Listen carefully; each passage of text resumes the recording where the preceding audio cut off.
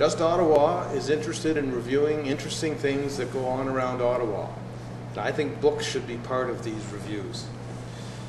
John Klassen, recently retired from the Department of Foreign Affairs and International Trade, has been reviewing books for years, oddly enough, and he contributes to a very interesting website in this regard. John, tell us about the website and your book reviews. Well, thank you, Rick. Yes, when I retired about 16 months ago, I discovered a website called librarything.com, on which you can catalog your library, which is the first thing I did. I've always wanted to do this, and to have a certain order in my library. It took me several months, but I did catalog it. And you can also, on this website, include any reviews or notes about books that you read. And I've been doing this, as you mentioned, for some years, and so I put all my reviews that I have had onto the website. I've got about 300 on there now, and every time I read a book now, and I have a lot more time to read now than I have had in the past, every time I read a book, I write a review or notes. I don't know if you call it a review, whatever you want to call it, and I put it on this website. So that it's there and it's accessible to anybody. Anybody can go into the website. You don't have to be a full paying member to go in and look at the thing.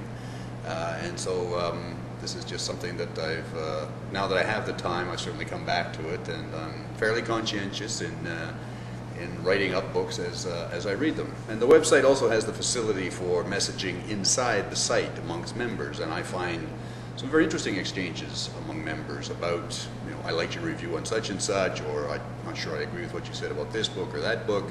And so you can get into some good exchanges. Everybody on the website is by definition a book lover. And there's about 20 or 30,000 members, 8 million plus books on the website now. And it's just, it's a lot of fun to play around with. A virtual book club. It is. In fact, yeah, a huge number of members. It is. What kind of books do you read personally, John? What sort of books are you reviewing? I read, I guess if I looked at it, I read mainly fiction, but more and more in recent years, a healthier dose of history and nonfiction as well. For many years, I didn't read fiction in my youth. I kind of had a snobbish view about fiction for some reason, but I've come to appreciate it, especially a lot of the classics and the good literature. So I read various genre and various authors. Sometimes I'll stumble upon a new author and just read everything I can get by that person. So I read in different areas. How do you go about doing a review? What's your approach? Well, it's interesting if you look at the website.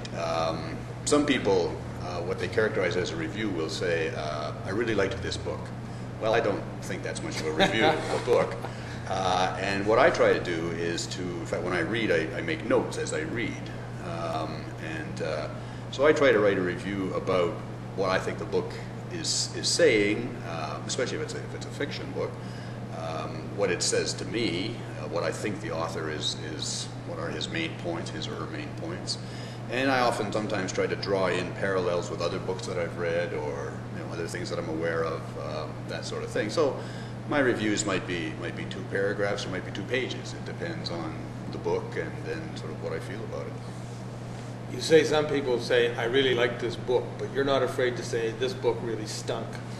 Yes, although I must say I don't have many books like that. Again, in my youth, I had this Protestant work ethic, which was that once you start a book, you had to finish it. And now I don't do that. There's too many books to read, and if I get 100 pages into a book and I'm not enjoying it, I'll just put it down. And then I would probably write a review that says, I got into 100 pages worth of this thing and I had to put it down. But I can't think of a book that I've come across that I wrote a review that said, well, I didn't like this at all. Some books I don't think work very well, but yeah. All right, what's your favorite fiction and your favorite? Give us one favorite fiction, favorite nonfiction in the past year or two. Well, that's really difficult. I know it came as a surprise. Yeah. In my first year of retirement, my first 12 months, I read 81 books, and I keep a list. And in fact, at the 12-month mark, I went through the list, and I thought I'll pick out the top 3. Well, it got to top 5 and then 10, and I finally stopped at 15. I thought, well, this is silly, the list is getting out of hand.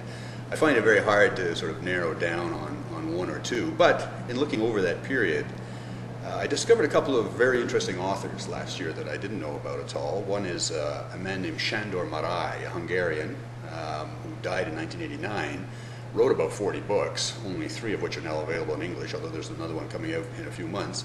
But he has become much more popular in Europe.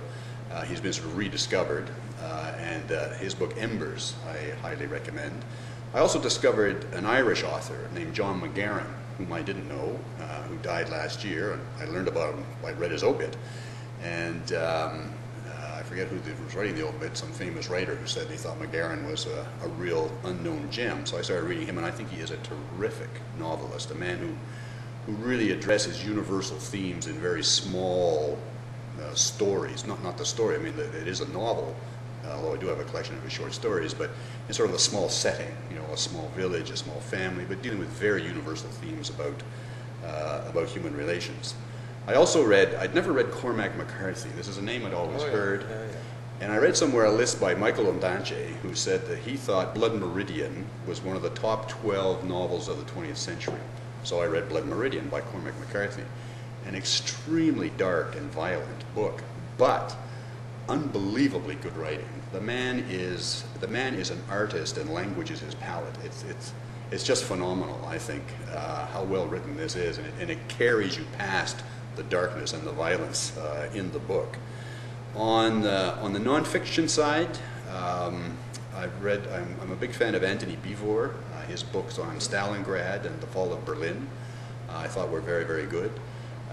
There's also a 2-volume work called I Will Bear Witness by Victor Klemperer, which I read, in fact, a couple of years ago, but I think are absolutely essential to trying to understand Nazi Germany and National Socialism and all that sort of thing. And he was a German Jew married to a Gentile and therefore survived for a while. But he chronicles in his diary the increasing restrictions on life and the humiliations and all that. And it's really quite brilliantly written. I read Margaret Macmillan's Paris 1919, which I thought was a terrific book. You know, on the surface, you sort of look at it, who wants to read about the Treaty of Versailles? But she writes so extremely well. Yeah. And she picks out all kinds of little personal vignettes that really make the whole thing come very much alive. I don't know, you can kind of go on and on. But, well, that's pretty good. You know what we should do is have you back and discuss more books as they come up, interesting new ones. I think this is an ongoing thing. But for the sake of brevity, so people don't get bored and just walk away from Just Ottawa, we'll stop now. But I'll show you. I'll just show you the website that John mentioned. In case you're interested, we can post that. Does that come up, Brian? There you go. Great. Librarything.com. Well, great. Good. Thank you very much. Thank you, Rick. See you again. Thank you.